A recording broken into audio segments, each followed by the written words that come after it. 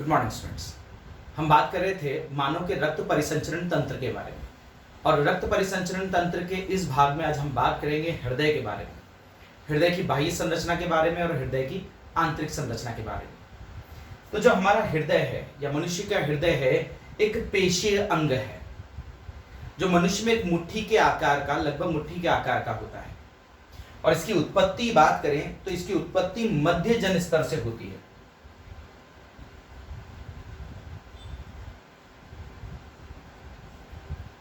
ठीक है, माने कि मीजोडर्म से होती है।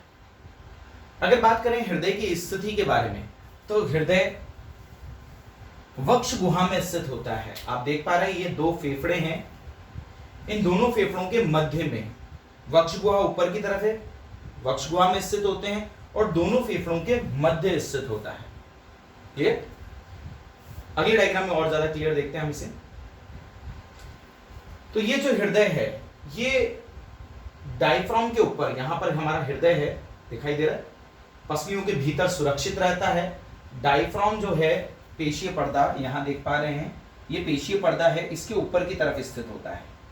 और दोनों फेफड़ों के बीच में जो फुफ्फुस मध्य अवकाश है, उस मध्य अवकाश में स्थित होता है। मध्य अवकाश में भी बात करें तो कुछ बाईं ओर स्थित होता है। बाईं ओर स्थित होने की वजह से जो हमारा बायां फेफड़ा है वो कुछ इस तरह से वलित हो जाता है। ठीक है, यहां जो स्पेस बनती है उसी स्पेस में हमारा हृदय मौजूद होता है। क्लियर? जो हृदय होता है उसके नीचे की तरफ डायफ्राम होता है, दिखाई दे रहा है आपको? ठीक है, और आगे की तरफ स्टर्नम या पेशीय पसलियां होती हैं। पीछे की तरफ इसमें ग्रसनी मौजूद होती है। तो पीछे की तरफ ग्रसनी, नीचे की ओर डायफ्राम, आगे की ओर पसलियां, दाएं और बाएं तरफ यहां पर फेफड़े होते हैं। तो यह है हमारे हृदय की स्थिति के बारे में। अब बात कर लेते हैं हृदय की बाह्य संरचना के बारे में। जो हृदय होता है वो दोहरे आवरण से घिरा होता है। इस दोहरे आवरण को कहा जाता है पेरिकार्डियम। यहां देख पा रहे हैं ये फाइब्रियस पेरिकार्डियम है। ठीक है, ये जो दूसरा अंदर की तरफ दिखाई दे रहा है ये पैराइटल पेरिकार्डियम है। क्लियर? और अंदर की ये तरफ यहां पर मौजूद है इपिकार्डियम, इसे हम कह सकते हैं विसरल पेरिकार्डियम। ठीक है, visceral pericardium, parietal pericardium, fibrous pericardium. और इन पेरिकार्डियम के बीच में यहां पर खाली जगह होती है, रिक्त स्थान होता है, जिसे कहा जाता है पेरिकार्डियल कैविटी। इस पेरिकार्डियल कैविटी के अंदर फ्लूइड भरा होता है, जिसे कहा जाता है पेरिकार्डियल फ्लूइड या हृदय आवरणीय द्रव। गुहा को कहा जाता है हृदय आवरणीय गुहा, और इसके अंदर जो द्रव भरा होता है उसे कहा जाता है हृदय आवरणीय द्रव। यह द्रव हृदय को संकुचन के दौरान आसपास के अंगों के घर्षण से बचाता है। क्लियर? तो ये थे हृदय के आवरण। इन आवरणों के बाद अंदर की तरफ होती है फेफड़ों की भित्ति। आप देख पा रहे हैं, इसको बड़ा करके देखा है, यहां पर खाली जगह है, इसे निलय कहते हैं, इसे आलिंद कहते हैं, और यहां पर रक्त भरा होता है, और रक्त इस दीवार द्वारा सुरक्षित रहता है। इस दीवार में सबसे बाहर की तरफ पाए जाते हैं आवरण, और यहां पाई जाती है हृदय की भित्ति। अभी हम हृदय की भित्ति के बारे में भी बात करेंगे। ये थे हृदय आवरण। हृदय आवरण और हृदय की भित्ति को एक बार फिर बात कर लेंगे अगले इमेज में। उससे पहले हृदय की भित्ति के भी बारे में बात कर लेते हैं। जो विसरल पेरिकार्डियम है उसे हम हृदय की भित्ति भी कहते हैं, और हृदय के भित्ति का सबसे बाहरी भाग यही होता है। हृदय की भित्ति का सबसे बाहरी भाग ये तो है हृदय के आवरण, pericardium, fibrous pericardium, parietal pericardium, और अंदर की तरफ जो विसरल पेरिकार्डियम है उसे हम इपिकार्डियम भी कहते हैं, सबसे बाहर वाला आवरण। अंदर की तरफ जो आपकी रेड कलर का दिखाई दे रहा है इसे कहा जाता है मायोकार्डियम, ये मस्क्यूलर लेयर होती है। क्लियर? और जो बाहर इपिकार्डियम है ये तंतुमय संरचना या तंतुमय ऊतकों से बना हुआ होता है। क्लियर? अंदर की तरफ जो मायोकार्डियम है वो पेशीय स्तर है। ठीक है, सबसे भीतर की तरफ ये जो पेशियां, एक बार फिर बात कर लें, ये जो पेशियां हैं हृदय पेशियां हैं। हम 11th में बात कर चुके थे, पेशियां 3 प्रकार की थी। ठीक है, जिनमें एक प्रकार था हमारा हृदय पेशियां। ये सबसे भीतर की तरफ की जो लेयर आपको पतली सी लेयर दिखाई दे रही है, इसमें उपकला भी शामिल है, इसे कहा जाता है एंडोकार्डियम। क्लियर? वापस समझ में आई?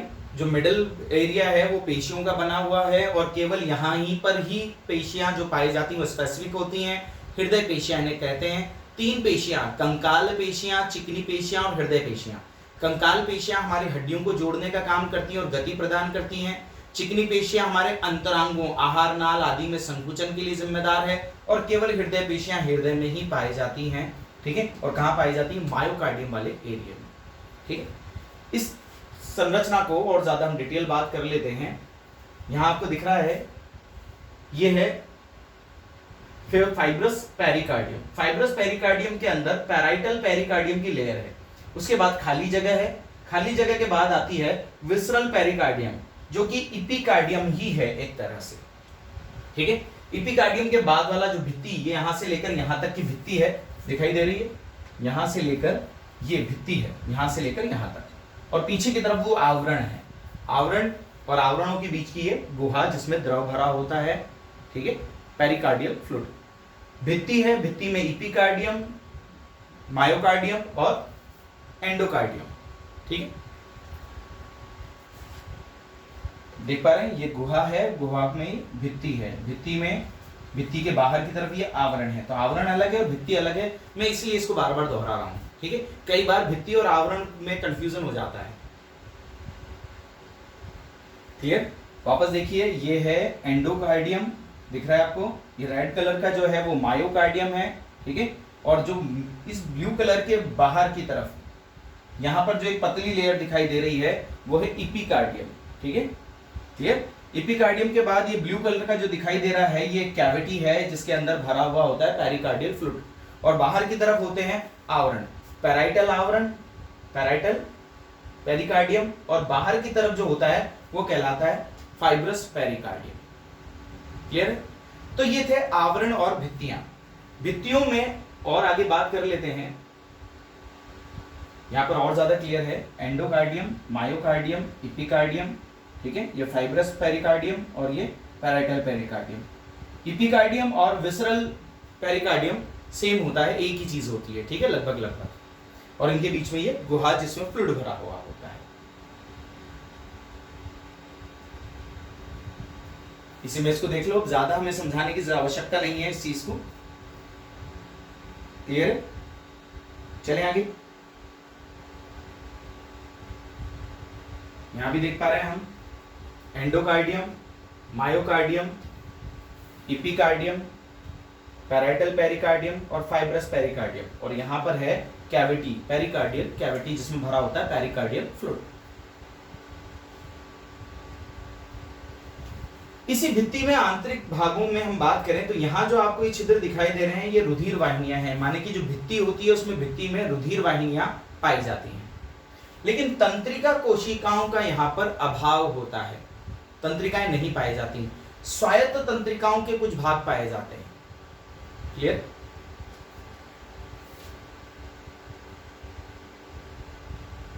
तो ये था हृदय की भित्ति।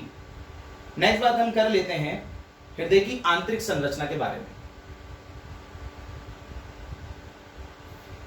हृदय की आंतरिक संरचना को इस रेखा चित्र द्वारा हम पहले समझ लेते हैं, फिर उसके बाद हम एक्चुअल हार्ट पर चलेंगे। ठीक है? जो हृदय होता है वो 4 कोष्ठों में बटा हुआ होता है। क्लियर?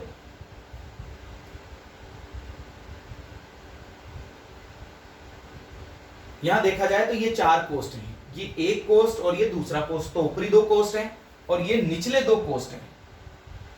इन ऊपरी 2 कोष्ठों को आलिंद कहा जाता है और निचले 2 कोष्ठों को निलय कहा जाता है। क्लियर? आलिंद और निलय में यहां पर एक दरार पाई जाती है, इस दरार को कहा जाता है कोरोनरी सल्कस। क्लियर? जो आलिंदों को निलय से पृथक करती है, एक दरार है जो आलिंद को बाहर की तरफ से दिखाई देती है, जो आलिंद को निलय से अलग करती है, ये कहलाती है कोरोनरी सल्कस। ठीक है? एक और सल्कस है जो दोनों आलिंदों के बीच पाया जाता है, बाहर आगे की तरफ भी पाया जाता है और पीछे की तरफ भी पाया जाता है। एक दरार होती है या यूं कह सकते हैं ग्रूव होती है या गहरा होता है ये क्षेत्र, ठीक है। आगे की तरफ वाले को एंटीरियर वेंट्रिकल सल्कस कहा जाता है और पीछे वाले को पोस्टीरियर वेंट्रिकल सल्कस कहा जाता है, या यूं कह सकते हैं अग्रनिलय खांच और पश्चनिलय खांच। क्लियर? तो ये थी बाहरी संरचना। अब हम आंतरिक कोष्ठों के बारे में बात कर लेते हैं।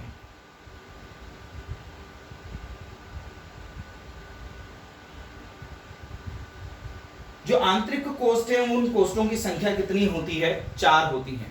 ऊपरी 2 कोष्ठ और भीतरी 2 कोष्ठ। ऊपरी जो 2 कोष्ठ हैं उन्हें आलिंद कहते हैं तथा निचले जो 2 कोष्ठ हैं उन्हें निलय कहा जाता है। ऊपरी कोष्ठ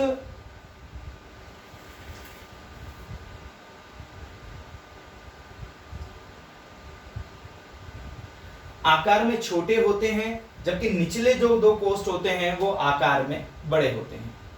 क्लियर?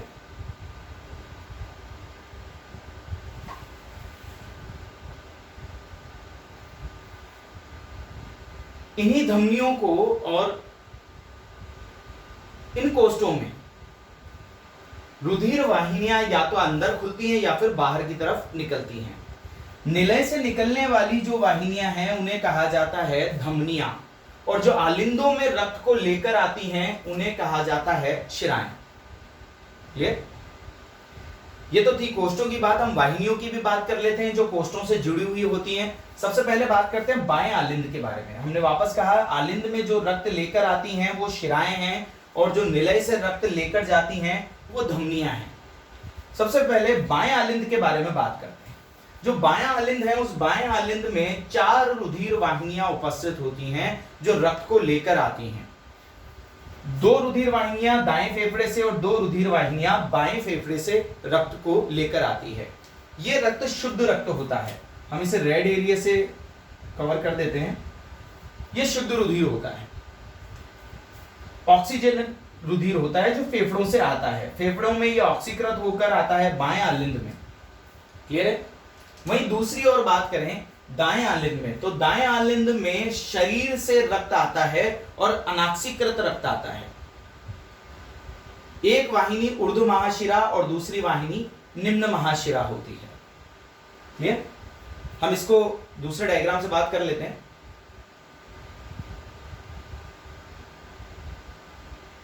क्लियर? यह है निम्न महाशिरा जो दाएं आलिंद में आ रही है, यह है ऊर्ध्व महाशिरा जो दाएं आलिंद में आ रही है। क्लियर? यही बात कर लेते हैं बाएं आलिंद के बारे में। तो बाएं आलिंद में 2 दाएं फेफड़े से आती हैं और 2 बाएं फेफड़े से। यहां आपको छिद्र दिखाई दे रहे होंगे उनके। क्लियर? ये 2 छिद्र हैं जो बाएं फेफड़े से आने वाली वाहिनियों के हैं, और ये 2 छिद्र हैं जो दाहिने फेफड़े से आने वाली वाहिनियों के हैं। क्लियर? तो ये थे आलिंदों में आने वाली रुधिर वाहिनियां। अब बात कर लेते हैं निलय से निकलने वाली वाहिनियों के बारे में, जिन्हें हम कहते हैं धमनियां।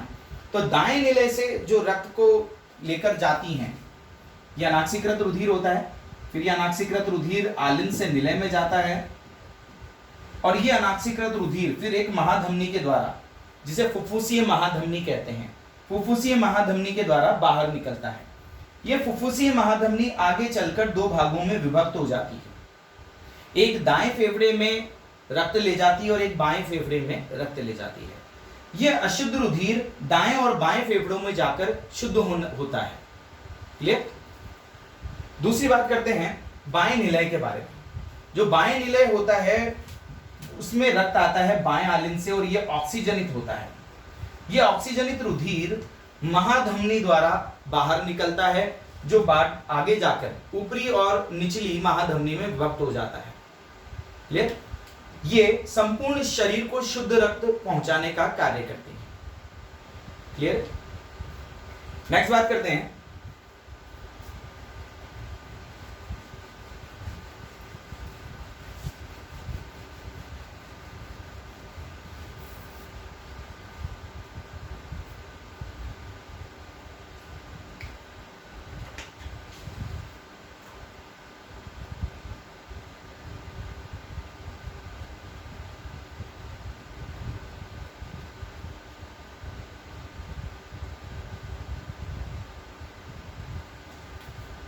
क्लियर?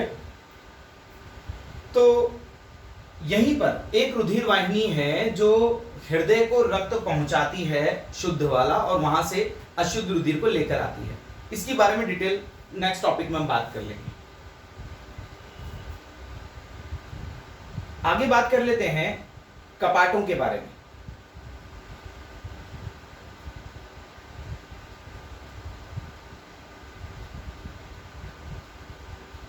यहीं पर क्लियर कर लेते हैं इन कपाटों को।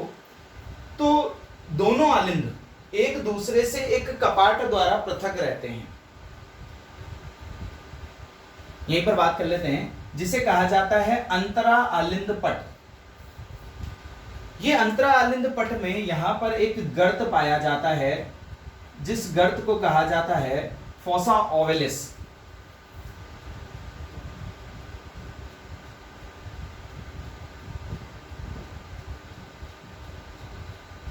शिशु अवस्था में इस गर्त में एक छिद्र पाया जाता है, जिसकी वजह से दायां और बायां आलिंद एक दूसरे से कनेक्ट रहते हैं। इसे कहा जाता है फोरामेन ओवेलिस।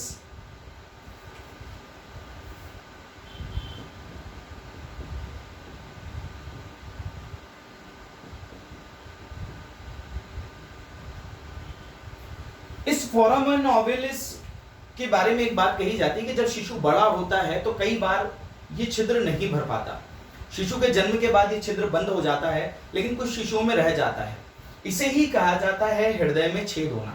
इसकी वजह से शुद्ध रुधिर अशुद्ध रुधिर के साथ मिक्स हो जाता है। क्लियर? नेक्स्ट बात करते हैं, दोनों जो निलय होते हैं उन दोनों निलय के बीच में भी पेशीय पर्दा पाया जाता है जो कुछ मोटा होता है, जिसे अंतरा निलय पट कहा जाता है। क्लियर? एक और पट पाया जाता है आलिंद और निलय के बीच में, जिसे कहा जाता है आलिंद निलय पट। क्लियर? ये आलिंद निलय पट आलिंद और निलय को पृथक करते हैं। लेकिन इन्हीं आलिंद और निलय के बीच में, पटों के बीच में छिद्र पाए जाते हैं, जिन छिद्र से होकर रक्त आलिंद से निलय में पहुंचता है। आलिंद से निलय में पहुंचता है और आलिंद से निलय में ही जाता है, निलय से वापस नहीं जाता आलिंद में। क्यों नहीं जाता? क्योंकि यहां पर कपाट पाए जाते हैं। ये कपाट रक्त को विपरीत दिशा में जाने से रोकते हैं।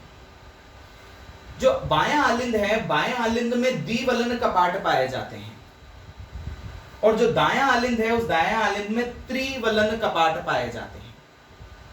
क्लियर? अभी हम आगे देखेंगे कि द्विवलन कपाट कैसे होते हैं और त्रिवलन कपाट कैसे होते हैं। इसी प्रकार बाएं निलय से जब रुधिर धमनियों में और दाएं निलय से जब धमनियों में जाता है तो यहां भी कपाट पाए जाते हैं, और यहां पाए जाने वाले कपाट अर्धचंद्राकार कपाट होते हैं, जो रक्त को निलय से धमनियों में तो जाने देते हैं, लेकिन धमनियों से वापस निलय में नहीं जाने देते। क्लियर? इन कपाटों को हम देख लेते हैं।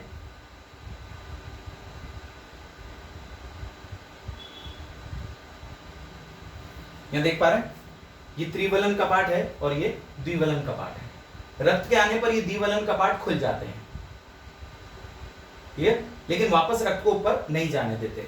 ऐसे ही दाएं आलिंद में रक्त आता है तब ये कपाट खुल जाते हैं। क्लियर है? और रक्त निलय से आने के बाद कहां चला जाता है? धमनियों में चला जाता है। ठीक है? और धमनियों के लिए भी कपाट हैं, ये महाधमनी के लिए और ये फुफ्फुस महाधमनी के लिए। क्लियर? जो रक्त को वापस लौटने नहीं देते। तो ये चार कपाट हैं। द्विवलन कपाट आलिंद निलय के बीच में, बाएं आलिंद बाएं निलय के बीच में, त्रिवलन कपाट दाएं आलिंद दाएं निलय के बीच में, और ये दो अर्धचंद्राकार कपाट। देख पा रहे हैं आप? ये त्रिवलन कपाट है, ये द्विवलन कपाट है, और ये दो अर्धचंद्राकार कपाट है। ये देख पा रहे हैं आप? ये अर्धचंद्राकार कपाट हैं, ये फुफ्फुसीय महाधमनी के लिए और ये महाधमनी के लिए। ठीक है? और यहां पर है त्रिवलन कपाट और द्विवलन कपाट, सॉरी द्विवलन कपाट और त्रिवलन कपाट। क्लियर? ये जो कपाट है ये पेपिलरी पेशियों से जुड़े होते हैं विशिष्ट तंतुओं द्वारा। देख लेते हैं इन तंतुओं को, जिन्हें कहा जाता है कंडरीय रज्जु। ये सफेद कलर के आपको दिखाई दे रहे होंगे, ये कपाट हैं जो कंडरीय रज्जुओं से बंधे हुए होते हैं, ठीक है, जो रक्त को आने की वजह से कपाट को खोलने तो देते हैं लेकिन वापस कपाटों को पीछे की ओर नहीं जाने देते। ये कंडरीय रज्जु निलय की भित्ति से उभरी हुई पेशियों से जुड़े होते हैं। ये निलय की पेशियां हैं, इन पेशियों से एक रज्जु या उभरे हुए होते हैं जिन्हें पेपिलरी रज्जु कहते हैं।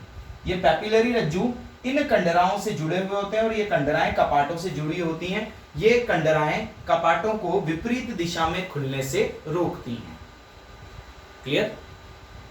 तो ये थे हमारे पेशीय पर्दे या यूं कहें कपाट और पट।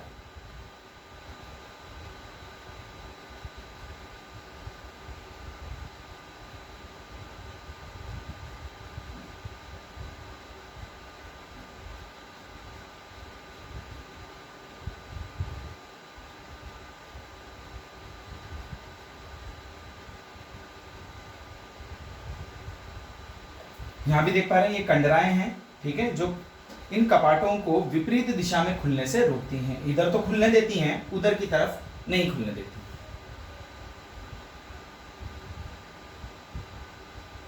क्लियर? ये कपाट देख पा रहे हैं, ये अर्धचंद्राकार कपाट हैं जो धमनियों में होते हैं और ये कपाट हैं द्विवलन कपाट और त्रिवलन कपाट।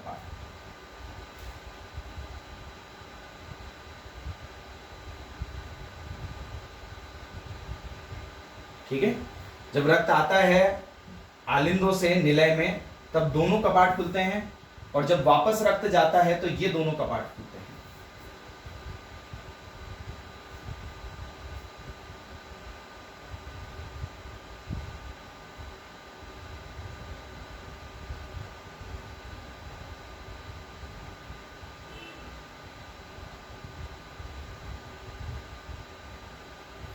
क्लियर?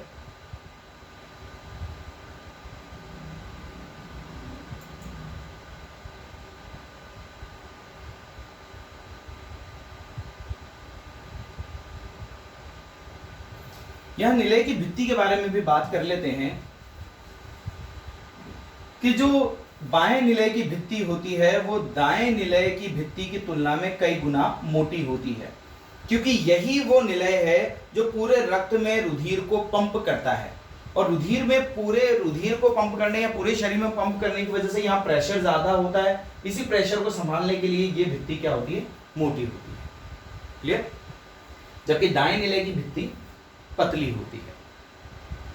तो ये था हमारे हृदय की संरचना। हमने बात करी बाह्य संरचना के बारे में भी और आंतरिक संरचना के बारे में भी। आज के लिए इतना ही। नेक्स्ट लेक्चर में बात करेंगे हम हृदय की क्रियाविधि के बारे में। Thank you.